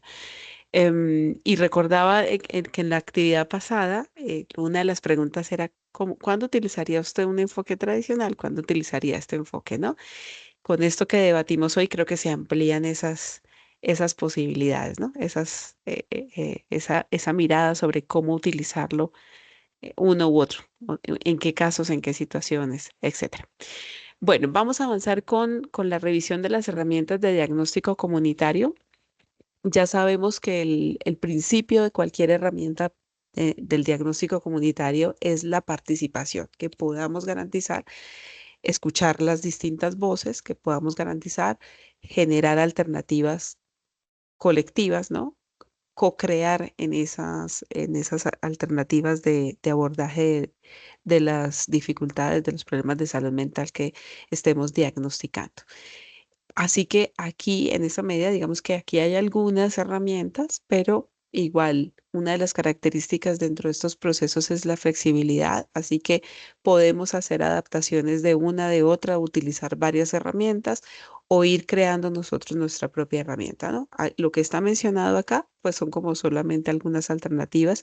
Lo importante es que siempre tengamos presente esa visión de ese principio de promoción de la participación en el uso de cualquier herramienta. Entonces tenemos las entrevistas semiestructuradas, encuestas comunitarias, que lo que nos ayudan es a identificar patrones o tendencias, ¿no? Dentro de la comunidad, ¿no? En esa visión integral del diagnóstico. Los talleres participativos, que ya sabemos que pueden ser con lluvia de ideas, con árbol de problemas, con juegos, ¿no? Lo que nos interesa con Metaplan, ¿no? Lo que nos interesa es que cualquier herramienta, cualquier técnica que utilicemos, promueva la participación de las personas. Están los mapeos de recursos locales, que también son cartografías sociales, mapeos comunitarios, mapeos de redes, mapeos, bueno, todo lo que tenga que ver con ubicar espacialmente lo que necesitemos de acuerdo pues como al diagnóstico que vayamos a hacer. Y técnicas de dinámicas grupales que facilitan la participación de las personas, ¿no? Juegos de sensibilización, actividades rompehielos, ¿no? Que nos van ayudando a construir la condición o a generar un ambiente tranquilo y que permita la participación de las personas en su dinamismo. Bien, a propósito de eso, de ese tema, entonces voy a permitirme avanzar con la revisión de la actividad, porque estamos en ese momento, ¿no? Ya yo he visto algunos foros, no los he podido revisar todos, pero yo ya he ido mandando retroalimentaciones y les digo ahí, les hago como un aviso parroquial y es que estoy enviando retroalimentaciones con audio, ¿no? Para que no los dejen pasar por alto, por favor, los hago con audio porque como que voy leyendo cosas y voy hablando y siento que puedo abordar más ideas de lo que pienso cuando leo los trabajos de ustedes, ¿no? Creo que puedo retroalimentar de una manera un poquito más amplia a través del audio, entonces para que lo tengan presente. Y bueno, tomen en cuenta como los ajustes porque hay algunas cosas que también es necesario que vayamos ajustando antes de hacer la entrega, ¿no? Ya sabemos que en esta actividad la idea es que luego de poder revisar las lecturas, apropiarnos de su contenido, identifiquemos alguna problemática que esté relacionada con la salud mental.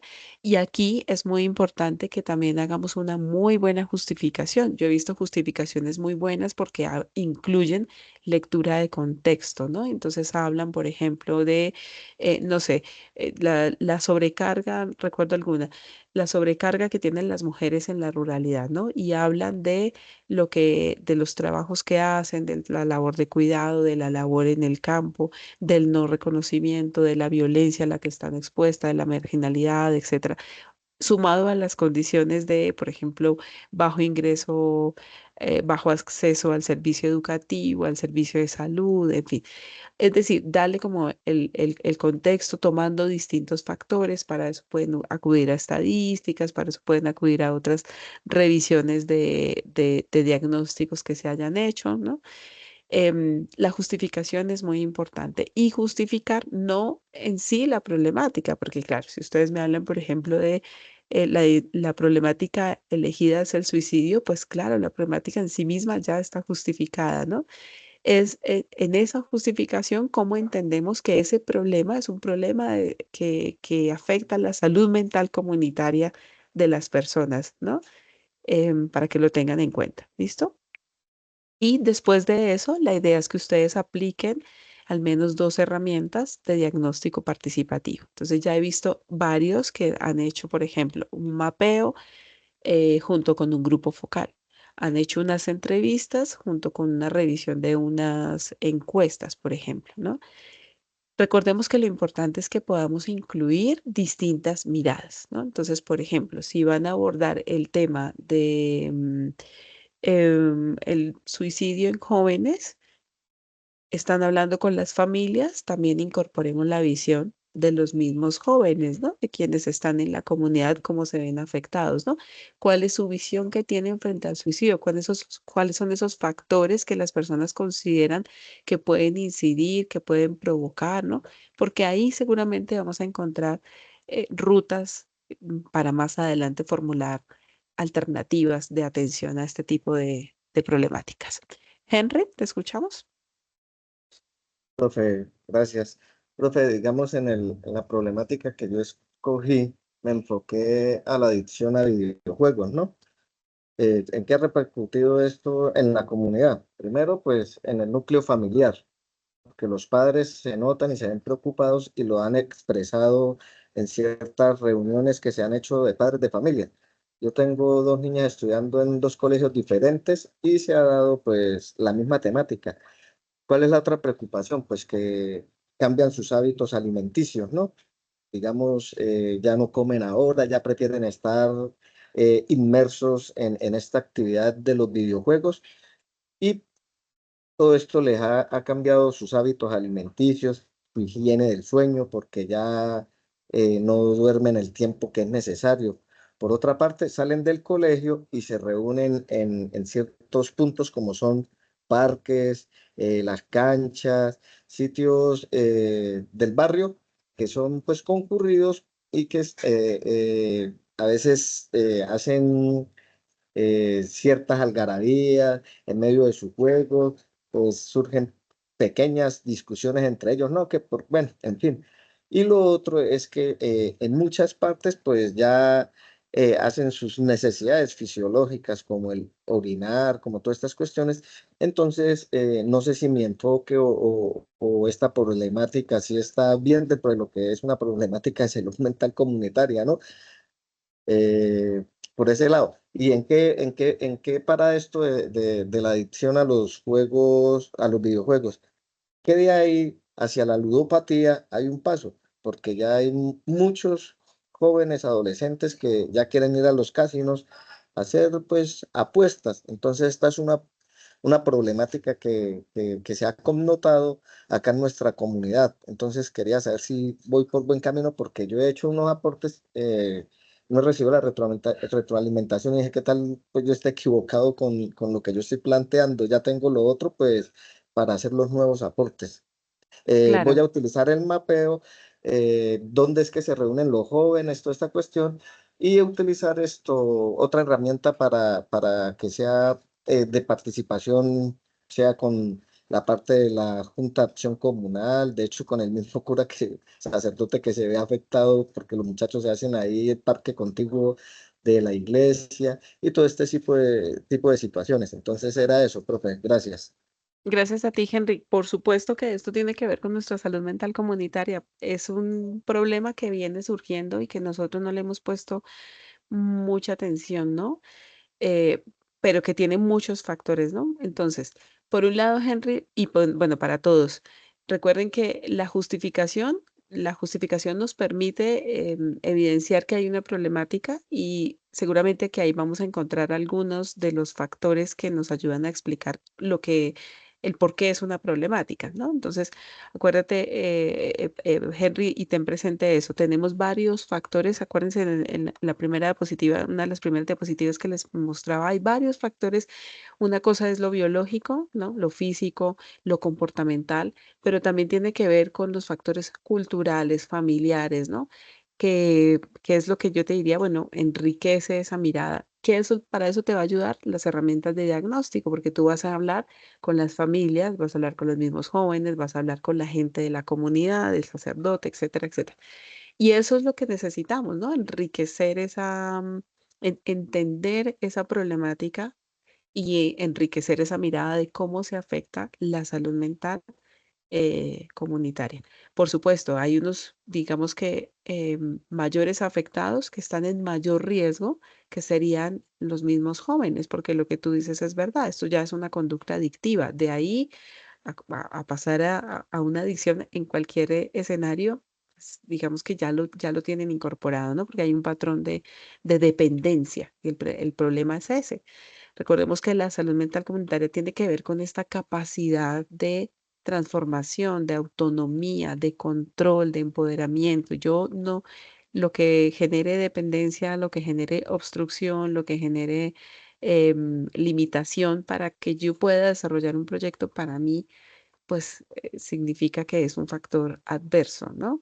Y genera riesgo. Entonces, hay que, digamos que tenerlo en cuenta, Henry, pero a mí me parece que vas por muy buen camino. Recuerda como repasar, bueno, estoy explicando factores biológicos, factores psicológicos, factores factores económicos, factores familiares, miremoslo a ver, porque claro, hoy en día lo que tenemos es papá, mamá ocupados todo el tiempo, cansados, sin alternativas, no saben qué hacer con sus hijos. La solución, teléfono a la mano, ¿no? Pantalla desde bebés, ¿no? Para que entreténgase solo, para que no me moleste, para que no me genere estrés, angustia, bueno, etcétera. Digamos que la idea es como irle sumando allí los factores. Al final, el informe, recuerden que el informe, la idea es tener un diagnóstico amplio, un diagnóstico enriquecido que me permita evidenciar el sinnúmero de factores relacionados con la problemática que convoca la comunidad misma, ¿cierto? Que no está limitado solamente a que tenemos un problema con el joven que está siendo adicto o dependiente de las pantallas, sino que esto está relacionado con la comunidad, las condiciones socioeconómicas, la familia, la falta de autoridad, la falta de autonomía, las normas de no sé qué. Bueno, ¿no? Tener un diagnóstico que sea enriquecido, ¿no? Al final, lo que ustedes presentan es una narrativa, una explicación de ese diagnóstico, porque acuérdense que esta fase es solamente el diagnóstico, el informe sobre ese diagnóstico, pero tiene que ayudar a visualizar esa problemática conectando distintos factores, distintas variables. Janet, ¿te escucho? ¿Te escuchamos? Gracias, profe. A ti, Henry. Gracias, profe. Yo también tengo una inquietud. Lo que pasa es que mi proyecto es como por un geriátrico, entonces la salud mental de ellos yo la veo encaminada como al deterioro y al abandono de sus familias, porque pues no es un geriátrico pues en el que tiene todas las condiciones, no, al contrario, es como que el gobierno lo recoge por abandono de su misma familia. Entonces, no sé si sea óptimo tomarlo, si es un buen proyecto, y pues sería solo la salud mental de ellos encaminados en que no sé, se deteriora su parte cognitiva y la ansiedad, la depresión que les da el estar sin, sin actividad física ni emocional, porque pues veo que solo los atienden, les dan sus alimentos, pero como en sí tener una fortaleza emocional o cognitiva no la tienen. Entonces no sé, profe, si ese lo pueda trabajar. Sí, no, perfecto, Janet, sí.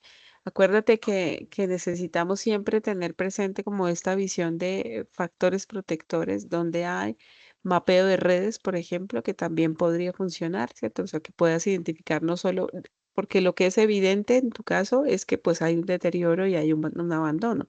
Eso ya lo sabemos, ¿no? Habría que mirar cómo hacemos para enriquecer este diagnóstico. Pues miremos qué fortalezas hay allí, qué recursos tienen, cuál sería como un mapeo de redes, por ejemplo, te podría servir para enriquecer también esa mirada sobre ese diagnóstico. Es Porque que si no, también, entonces estamos asumiendo que es un caso perdido. pues es que no los quisiera dejar como abandonaditos porque ellos he ido Claro, 2 veces. no, no. Entonces el cariño con los que uno los ve y como que es como cuando uno le echa un poquito de agua a una mata, como que siente que le sirvió esa agüita. Entonces yo digo, no, pues Claro, es difícil, pero quisiera estar en ese papel porque es otra cosa. Hay dos personas con enfermedades mentales. Otras son sordomudos, otros no hablan, otros no escuchan, o sea, la claro, comunicación pero es al final, por eso te digo, Janet, ¿no? Al final lo que necesitamos es revisar en dónde están esos factores, esas fortalezas, esos recursos que puedan mejorar su calidad de vida, su bienestar, ¿no? Al final también podríamos identificar que hay personas que se sienten bien porque están acompañados en el mismo sitio. Puede ser muy duro para ti, pero puede ser que encontremos que haya gente que se siente bien, porque en su historia de vida pues, tuvieron peores condiciones que ahora, y entonces ahora están bien. No sé, ¿no? Estoy solamente poniendo un ejemplo, Janet. Entonces, señor. si me preguntas si es pertinente, por supuesto que es pertinente, pero ampliemos entonces la mirada. Busca no solamente recursos allí y lo que la gente piensa allí y cómo se sienten afectados, sino también busca alrededor, ¿no? Herramientas que tengas en otro lado, ¿no? No sé si están cerca de un campo, incluso un mapeo de dónde se ubican, ¿no? ¿Qué hay por allá al lado, cerca, que pueda ser, no sé, un apoyo, en fin, ahí te doy como ideas, ¿no? Un mapeo de redes, por ejemplo, un diagnóstico de redes sería importante, y la búsqueda de estos fortalezas y recursos que cuente la institución. Bien, Marta, te Bueno, escuchamos. Tutora, gracias. Doctora, una pregunta. Yo estoy trabajando el tema del maltrato hacia la mujer. Ya puse algo en el foro como una pregunta que le hice a usted ahí, pero bueno, ya más adelante usted la observará. Ujú. Hay algo que se llama aquí una violencia silenciosa, lo llamo yo, hacia la mujer. Esa violencia silenciosa no es manifestada por ninguna. Aquí por cultura, nosotros los santandereanos somos un poco machistas, me refiero mucho a los hombres, y someten mucho a las mujeres en el maltrato psicológico, económico, social, las tienen supremamente, como a una palabra, sometidas, pero ellas no hacen denuncios, ellas no hablan. Lo único que vi que se puede hacer, y de hecho se hizo ya en una ocasión, es una reunión como de preventiva. Se hizo una reunión, se les mandó, se les hizo un cartel de los números de teléfonos del bienestar familiar, de la comisaría de familia, de las autoridades para que acudan en caso de que sean violentadas Las físicamente. rutas. Las Ujú. rutas, exactamente. Pero sí sirve este contexto pues, pero no puedo entrevistarlas porque no quieren dar una entrevista. Solamente se hizo, fue una reunión participativa donde se les hizo una actividad y solamente las rutas de atención y ya. Claro, No, el tema, ¿sabes qué es, Marta? Que hay una normalización de la violencia. Entonces sí, puede ser que ni siquiera ellas tengan miedo, El tema es que no son conscientes. Así que habría que buscar otras formas, ¿no? Por ejemplo, proyectar una película que haga reflexionar sobre el tema, ¿no? Por ejemplo, un cuento en donde se evidencie, no sé, el bullying, un tipo de maltrato, ¿no? Y llevarlo metafóricamente a hablar sobre las maneras en que a veces nos hemos sentido minimizados, aislados, burlados, maltratados, ¿no? Porque es que a veces, claro, yo también, yo soy pamplonesa, entonces entiendo de cómo el sistema machista patriarcal en el que vivimos, pues por supuesto se agudiza y se naturaliza en todos, porque las mujeres también terminamos, digamos que acolitando, ¿no? Y silenciándonos frente a situaciones de maltrato. Em, pero claro, hay digamos que si tú quieres escucharlas, ¿no? Posiblemente lo que necesites es primero hacer un ejercicio de conciencia, ¿no? De reflexión, para que ellas se autoidentifiquen en ese sentido y puedan entender en qué situaciones se sienten mal o se sienten bien. De hecho, en la charla Em, que se les dictó de prevención, ya se les dijo eso y se les hizo una actividad. Pero hasta ahí llegamos porque pues incluso intervino la comisaria de familia, pero hasta ahí nomás porque pudieron sacar todo ese dolor interior que llevaban adentro con un ejercicio que se les hizo. Solamente eso, pero pues no veo si ahí se les puede, porque encuesta no se puede aplicar, solamente fue participativo, no más ellas manifestaron sus dolores, sus dolencias de infancia, sus necesidades, pero no revelan más nada, sino en la charla de prevención se les habló de todo eso. claro, pero una cosa es una charla y otra Mm. cosa es tener un detonante, ¿no? Un activador de su bienestar o malestar. Entonces, lo que te sugeriría en ese caso es búscate un pretexto que motive una conversación y que no necesariamente sea autorreferenciado, ¿cierto? Es decir, la protagonista de este cuento pasa por tal cosa. ¿Qué piensas tú al respecto de eso? ¿Qué debería ser ella? ¿Qué no debería ser? ¿Por qué crees que se siente mal? ¿Por qué no? Sí, sin que sea autorreferenciado, pero es una forma de protegernos, ¿no? Ujú. Es mejor hablar del otro, es más fácil que hablar de mí mismo. Entonces, no sé, por ahí de pronto un taller que sea taller, no charla, sino de pronto un taller que te permita ir explorando, ¿no? Y de pronto un grupo focal o una cartografía corporal, que también donde tú ubicas en el cuerpo de las mujeres zonas de maltrato, en fin, podría ser. Al final construyen todas una sola cartografía, no sé si lo han oído hablar, y si no te lo dejo referenciado, cartografías corporales o corpografías, que podrían servir también. Bueno, muchas gracias. Con gusto, Marta, gracias a ti. Zuli, vamos con Zuli y con Liliana. Gracias, profe. Buenos días. Buenos días, compañeros. Profe, sí, pues a mí me surge una duda, digamos, yo estoy trabajando el tema del manejo de emociones en adolescentes. Entonces, yo sí quería hacerle una pregunta, digamos, cuando hablamos de aplicar un diagnóstico participativo, debemos adjuntar alguna evidencia, de pronto fotos o videos de lo que estamos realizando, pues porque si es así, quería preguntarle si se debe hacer firmar un consentimiento o cómo lo podemos trabajar.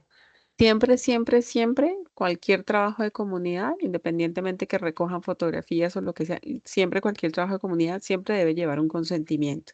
Yo no se Ujú. los he, bueno, no lo he hecho explícito en la guía, pero digamos que siempre cualquier abordaje con personas necesitamos aplicar el consentimiento. Voy a compartirles uno que tenemos para la maestría también cuando hacen los ejercicios, se los voy a compartir para que lo tengan allí. Y con Ok. respecto a las evidencias, Zuli, no necesariamente las fotos de las personas, no, o sea, no, porque también eso hay que resguardar la confidencialidad de las Sí, personas, claro. ¿no? Ujú. Yo he visto en los foros, algunos han puesto fotos donde comparten y desdibujan el rostro de la persona, que es la manera correcta como se debe tratar cualquier imagen de persona, ¿no? Entonces, eso podría ser. Y si no, igual el producto. Por ejemplo, hay unos que muestran la foto de la cartografía que hicieron y es bonito, ¿no? Al final, pues lo que necesitamos es eso, ¿no? Tener el producto eh, o el resultado, digamos, del trabajo que ustedes hicieron con ellos. Así Ah, que bueno, profe. esas Bueno, dos eso sí. alternativas podrían ser. ¿Listo? Bueno, Bien, profe, vamos gracias. con Liliana y cerramos con Marta. Liliana. Profe, en este caso yo estoy trabajando sobre el suicidio en jóvenes de 12 a 26 años en el municipio de Aldana, Nariño. Para este caso, pues yo había escogido una población, no a los jóvenes, sino a las mayores. ¿Por qué escogí este, digamos, y es un grupo focal? Pues me interesa porque ellos, es un grupo de artesanas que vienen, digamos, de las veredas. Aldanes es un municipio muy pequeño y no sé, profe, si yo me estoy ampliando mucho, pero pues como es muy pequeño y las señoras que llegan son 16 artesanas y han hecho parte, pues como han vivido esta experiencia. Pero yo no lo tomo como para trabajar con ellas, digamos, a enseñarles a ellas, sino que la idea mía es que a través de la sabiduría de ellas, de cómo educaban a sus hijos, la forma de crianza de antes a los jóvenes. Porque hoy en día, digamos, los jóvenes, en el año 2023 creo que fue que hubieron 7 jóvenes pues que se suicidaron y el único rumor fue que por unas redes sociales que había como creo eso de esos juegos, de retos, pero en sí pues ya hice un primer acercamiento con este grupo y donde ellas me mencionaban de que pues aparte de que hay el suicidio como tal en ese año, ellas me hablaron pues de otros factores que incidían. Entonces en sí yo por lo menos concluía de que no era el suicidio como tal, sino que habían otros factores externos al suicidio. Por ejemplo, como digamos a la parte educativa, pues como que no había esa motivación de ingresar a las universidades por falta de, digamos, de orientación, la falta de empleo, había mucho desempleo, habían fenómenos naturales, digamos, de inundaciones, de heladas, y que eso también les afectaba a estos jóvenes. Entonces, pero no era como tal, yo en mi perspectiva, yo identificaba que no era como tal lo que decían el reto, que ellas, sino que las mamitas más que todo hablaban de este lado, pues ya las abuelas de estos chicos que prácticamente ya fallecieron. Entonces, ellas hablaban ya como, digamos, decían es que aquí hay muchas problemáticas y eso los muchachos lo ven porque nosotros a veces no podemos hacer mucho por ellos, decían. Por ejemplo, dicen, ellos nos piden tal cosa, pero no tenemos ese dinero para poderles, como digamos, darles esas cosas. Si son jóvenes, a ellos no se les brinda una oportunidad de trabajo. Entonces iban como asociantes, ya claro, entonces ellos siguen en el transcurso, pues va pasando su tiempo y ellos empiezan como a reprimir esos sentimientos, de sentirse excluidos de la parte laboral, tal vez de la lejanía donde ellos viven. Aldana es catalogado como algo, digamos, un municipio que es muy frío, pues a nivel de Colombia he podido leerlo. Siento que esos factores es lo que está incidiendo a llevar al suicidio a estos jóvenes. No se han fomentado, por ejemplo, yo miraba los factores protectores porque ya hice un recorrido del territorio que haga, que se invite pues al deporte, la danza, el teatro, una escuela de música, que podía ver que podía ser que se podían articular con otras instituciones donde estos jóvenes tengan como digamos factores distractores para que tengan la mente ocupada, que podría ser Claro. como una forma de atribuir a la prevención, ¿cierto? Entonces lo que mi duda es aquí, ¿estoy bien orientada a trabajar con este grupo de artesanas o me tocaría cambiar la población? No, no, no, estás bien, Liliana. Yo recuerdo tu trabajo y yo te lo retroalimenté ya en el foro. Lo recuerdo por los videojuegos y en la población indígena que me pareció súper interesante. Pero Liliana, creo que si no estoy mal, lo que te decía también es que no solamente incluyas la visión de las mujeres, sino también de los mismos jóvenes, ¿no? De preguntar para En ellos, este, para profe, qué ellos, pena ¿qué interrumpirla. En sentido este tiene? caso, Porque tú ya tienes unas hipótesis de lo que puede estar pasando, ¿no? De que no tiene alternativas, de que no hay unos factores protectores, pero pregúntales a ellos si lo ven así. profe, entonces ahí tendrías que articularme con los jóvenes directamente, ya sería con la institución educativa, que solo existe una, Sí, sería la por ejemplo, parroquia. hacer un grupo focal con ellos y con las mujeres, y ahí ya tienes como dos visiones y que te ayudan seguramente a contrastar y a enriquecer esa lectura. Pero entonces me facilitaría mucho la parte de parroquia, que son jóvenes pues de distintas veredas, ¿cierto? Sí, de acuerdo. Listo, profe, esta era como mi duda que tenía frente a Vale, eso. Lo Liliana, demás con ya gusto. tenía claro. Muchas gracias, profe. Bueno, ya casi van a ser las 12, entonces cerremos con Edgar. Te escuchamos, Edgar. ¿Cómo está, profesora? Realmente le pedía la palabra es porque tengo que hablar con usted ahorita que se cierre la actividad. No sé si podemos hablar aquí o tal vez le puedo hacer una llamada por Teams súper cortica. Sí, Edgar, tú tienes mi número, te lo dejo. Si quieres, me llamas, porfa, porque como tengo que salir, pero me llamas, no hay problema. Listo, ¿a su número de celular? Sí, señor, ahí ya lo noté en el chat. Listo, muchas gracias. La llamo de una y le prometo que no le quito mucho tiempo. Tranquilo. Vale, Edgar, gracias. Bien, no sé, que me queda pendiente como Daniel. Sí, pues aprovechando que el compañero Edgar dijo algo tan cortito, pues yo quería comentarle, profe, es que en mi comunidad, pues yo soy relativamente nuevo en el barrio y cuando intenté como un acercamiento presencial, que la gente estaba reunida haciendo como limpiando como un espacio público, los jóvenes, más que nada, pues era un grupo de jóvenes y ya estaba la presidenta de la Junta de Acción Comunal, como que sí se mostraron muy como a probarme, ¿no? Como bueno, pero usted va a venir, nos va a hacer unas preguntas y va a hacer su trabajo y qué, como que le deja a la comunidad. Y entonces me empezaron a contar de sus procesos que llevan colectivos de 20 años, de muchas cosas. Entonces ellos me pedían como cierto nivel de que yo también les retribuyera algo o que yo me involucrara en sus procesos y pues también apoyara pues con tiempo y energía y recursos o lo que se necesitara.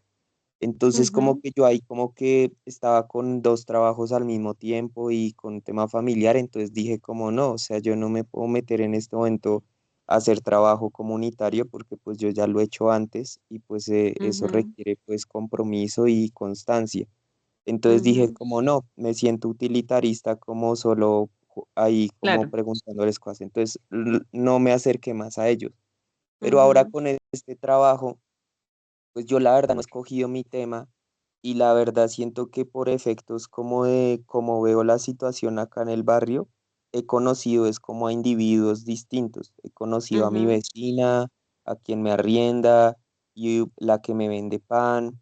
Entonces es como que mi población realmente no es como una sola, un como grupo. digamos los Ajá. jóvenes o con el problema de sustancias o no, sino son individuos del barrio en donde a mí lo que me gustaría mirar es cómo hacer como un barrido general de ver qué es lo que las problemáticas comunes que comparten y cómo hacen, cómo ellos mismos las están tramitando para poder resolverlas, pero no hay como una temática definida. No sé Ujú. si así también se pueda. Sí, sí, sí, lo puedes hacer porque digamos que ese es como el ideal, ¿no? Empiezas con un diagnóstico, o sea, no la problemática en sí definida, sino un diagnóstico que te lleve a la problemática. Ahora, lo que podrías hacer es que una vez que identifiques por referencia a estas personas la problemática que convoca, ahí sí ya te concentras en eso, ¿cierto? En caracterizarla y en describir que, porque eso digamos que es una problemática para todos, pero además, porque entiendo como la limitación de aplicar una herramienta de diagnóstico que sea participativa, lo que podrías hacer es entrevistas con las personas y con ellos hacer una cartografía. ¿cierto? O sea, porque como cada uno te va a dar referencia de problemática, dígame dónde lo ubica, dígame, y lo vas complementando a medida que vas hablando con las personas. ¿De acuerdo, Daniel? Vale, muchas gracias. No, a ti. Bueno, queridas y queridos estudiantes, muchas gracias por el espacio. Creo que fue un espacio muy enriquecedor también para mí. Muchas gracias por el tiempo. Ya saben que, bueno, igual le quedo pendiente cualquier duda que tengan. Les comparto después la grabación también. Y bueno, gracias en general. Voy a tener la grabación. Profe Gini, muchas gracias. Le cuento que de verdad las webconferencias, los que podemos aprovecharlas, porque no es siempre, nos aclaran muchas dudas, son muy enriquecedoras, prácticamente le dan a uno el paso a paso de la actividad que se está trabajando y también lo personal, cada vez que puedo participar, lo hago porque le despejan a uno cantidad de dudas, también con los aportes y las preguntas que surgen de los mismos compañeros. Muchas Sí, sí, gracias. es muy enriquecedor. Gracias a ustedes, gracias Henry. Gracias por la Gracias, participación. profe. Vale, Gracias, gracias. profe. Buen Buena tarde. provecho, buen almuercito. Chao.